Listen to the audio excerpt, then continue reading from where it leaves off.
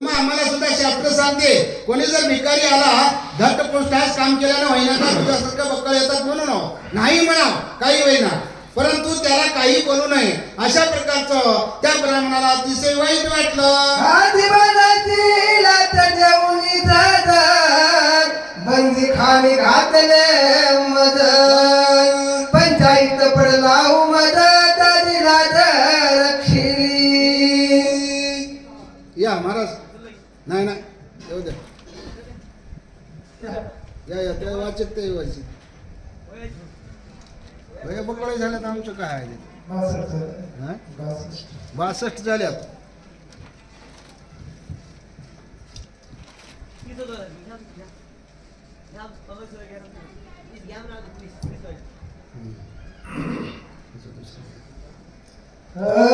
राजा की बहुत बाकी राहिले यास्तव देख कुटुंबात इथं माग तो भिक सवे प्यावे तिथला एक हातरी. म्हणून तो व्यापारी असणारा सांगू लागला की बाबा मला राजानं दंड केलं आणि पुष्कळसा मला त्रास दिला, काहीतरी माझ्याकडे आळ आला होता कोणता तरी, म्हणून विनाकारण त्या ठिकाणी माझ्या अशा प्रकारची अवस्था झाली, म्हणून मी भीक मागत आहे.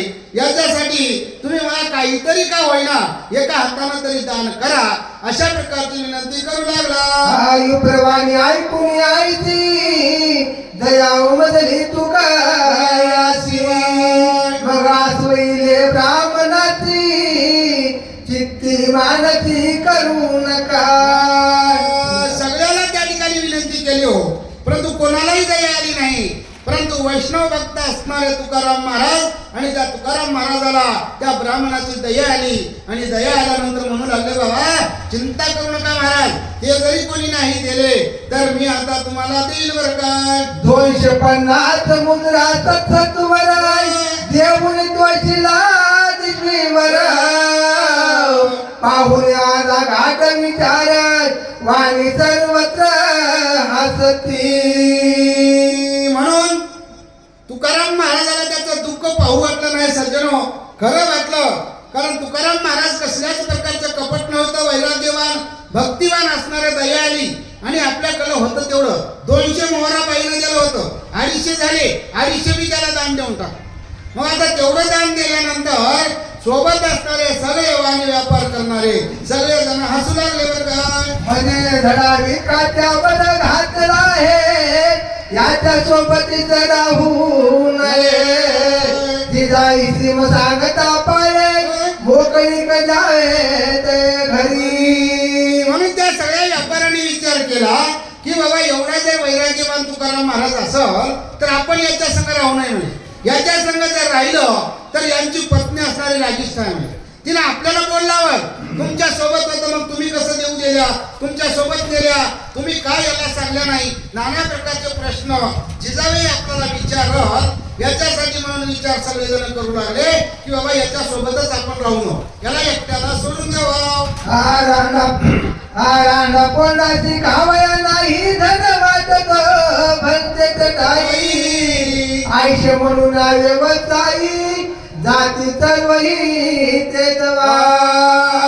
त्यांनी विचार केला, सांगू लागले बाबा तुकाराम महाराजाच्या घरी याच्या बाईला खायला काही नाही, लेकराला खायला काही नाही आणि यानं उदार हाताने इकडे दान करून टाकलाय. आता मला यानं येडा झाला, याच्यासाठी याच्या सोबत राहण्यापेक्षा आपण याला सोडून द्यावं आणि दुसरीकडे जावं असा विचार करू लागले. विप्रकाराचे निमित्त राहील वैष्णव भक्त त्याने आता हात निश्चित दरज्वानात पाठविले. म्हणून तो ब्राह्मण असणारा शांत झाला. त्या राजानं त्याला काहीतरी द्रव्य आण म्हणून सांगितलं होतं महाराज, आणि त्या ब्राह्मणानं आपल्यापासून जे दान दिलेले तुकाराम महाराजाचं द्रव्य त्या राजाकडं पाठवून दिलं बरं काय. नापित बोलवणे विष्णू दासाची ब्राह्मणाचे तेथे उतरले केश बोलून या त्याच्याच कांतेच स्वयंपाकाची घातली.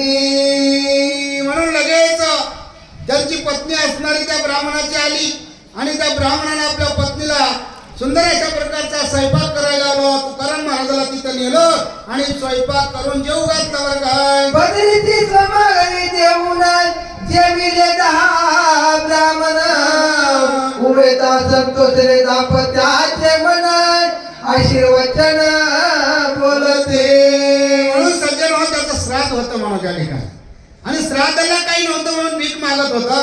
म्हणून त्या ठिकाणी अनेक ब्राह्मणाला त्या ठिकाणी जेवू वाढलं आणि जेवू आल्यानंतर त्या पती पत्नीला अतिशय समाधान वाटलं. आमच्याकडे काहीच नव्हतं आणि या वैष्णव भक्तानं आम्हाला त्या ठिकाणी दान दिलं आणि आमचा कार्यक्रम झाला. बरं काय देवादिदेव रुक्मिणीश्वर देवादिदेव रुक्मिणीवर तुझा सांभाळतो निरंतर तुझा आईचा विष्णू भक्त उदार प्रतिदिवर दिसेना.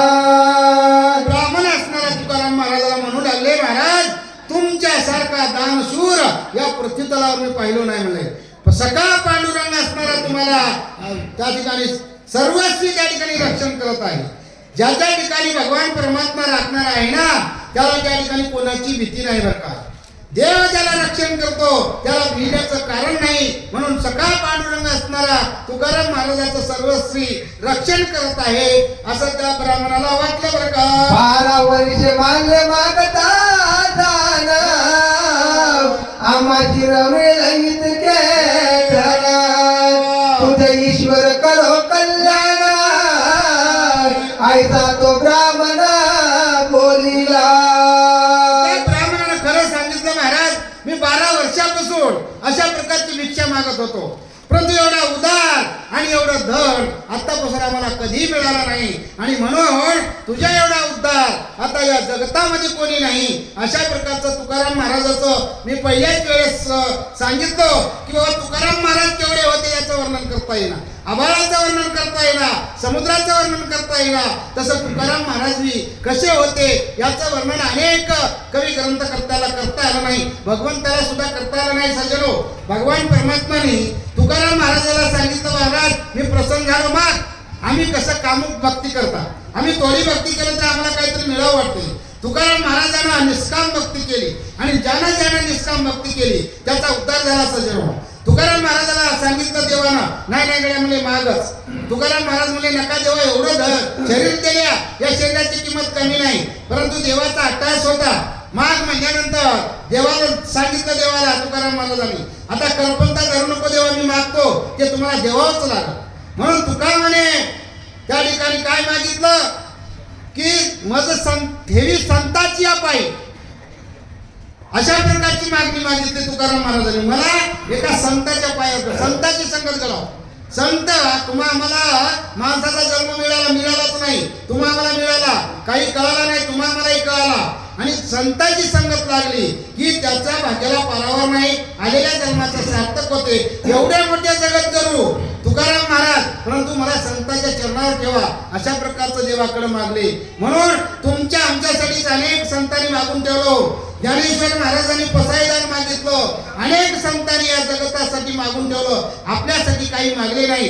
तेच त्या ठिकाणी त्यांचं नाव अजरामर राहिलं. अशा प्रकारचे तुकाराम महाराज श्रेष्ठ होते. बरं का तुका आनंद युक्त मने मने सत्यकर्मी लागे धना परी घरी आवलीचे भय दारुण मने काय जाऊनी सांगावे. मला शांत वाटलं, आनंद वाटला. व मी जे धन दिलो ते सत्कर्मी लागलं, चांगल्या कार्याला लागलं. तुम्ही आम्ही सुद्धा धन देत असताना कोणालाही धन देऊ नका, ते सत्कार्याला लागल अशाच का ठिकाणी धन द्यावं असं काही ग्रंथकर्ते सांगू लागले. तुकाराम महाराजाला आनंद झाला हो, परंतु मनामध्ये भीती वाटली. आता मी जर वापस गेलो तर माझी पत्नी मला विचारल की बाबा त्या 200 मोहराचे 250 मोहरा आणा, 300 मोहरा आणा अशा प्रकारचं सांगितलं होतं. म्हणून तुकाराम महाराजाला भीती वाटली. बरं का हा जाणून तुकयाचे अंतर काय म्हणावे शरणर मने नपा मुक्तल सर्व साचार याने समग्र व्यथिले. म्हणून तुकाराम महाराजाला त्या ठिकाणी दुःख वाटलं, थोडी चिंता वाटली. म्हणून भगवान परमात्मा पांडुरंग असणारे मनामध्ये विचार करू लागले की बाबा यानं धन जेवढं कमावलं होतं 200-250 मोहरा झाल्या होत्या, परंतु ते सगळ्यात दान करून टाकलं. मग आता याचं कसं होईल देवाला चिंता लागली. बरं का देवसाई सांगता जाऊना मुली म्हणे क्रोधाय माना तुकयाची करील तांडण शावकार म्हणे ऋण मागीर. भगवान परमात्मा विचार करू लागले, बाबा तुकाराम महाराज घरी गेला तर याच्याजवळ पैसे नाहीत, सगळं दान देऊन टाकलं आणि नुसत्या हाताने गेलो तर पत्नीचा रागा येईल हो, परंतु पत्नीनं आपल्या याच्यावर विश्वासावर त्या ठिकाणी धन आणलेलं होतं. मग ते शावकार कसं करत, शावकार सुद्धा याच्या घरी येऊन बसल अशा प्रकारचं मनामध्ये वाटलं बरं काय. याचा चुकवया घात काय करतेस पंढरीनाथ, चुकवयाचे रूप धोरणी त्वरित रूपे देत शावकारा. म्हणून याच्यासाठी त्या ठिकाणी म्हणलं तुकाराम महाराजाला, देवाला वाटलं की बाबा माझा चुका असणारा या ठिकाणी सगळं दान करून टाकला, घरी जर गेलो तर याला दुःख होईल, म्हणून तुकाराम महाराजाचं रूप धारण केलं देवानं आणि ज्या शावकारापासून द्रव्य आणलं होतं ते सगळं द्रव्य भगवान परमात्मा कोणाला माहित नाही त्या शावकाराला देऊन टाकलं. एवढ्या प्रकारचा चमत्कार भगवंताने आपल्या भक्तासाठी केलं असं या ठिकाणी सांगू लागले. झालेली सेवा म्हणण्यापेक्षा करून घेतलेली सेवा या ठिकाणी सद्गुरु चरणी अर्पण करून पुढील सूचकाची सेवा मारोतराव पाटील कावलगुडे करा. सांगा सूचकाची सांगा.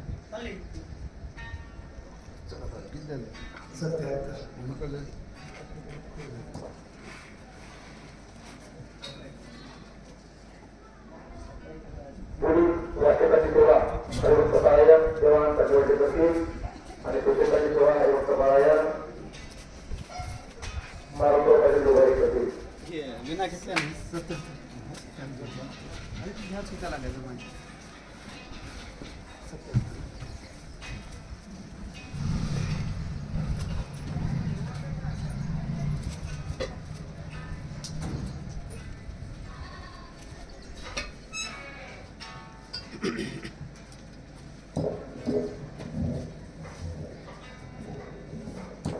माईक बरोबर घ्या.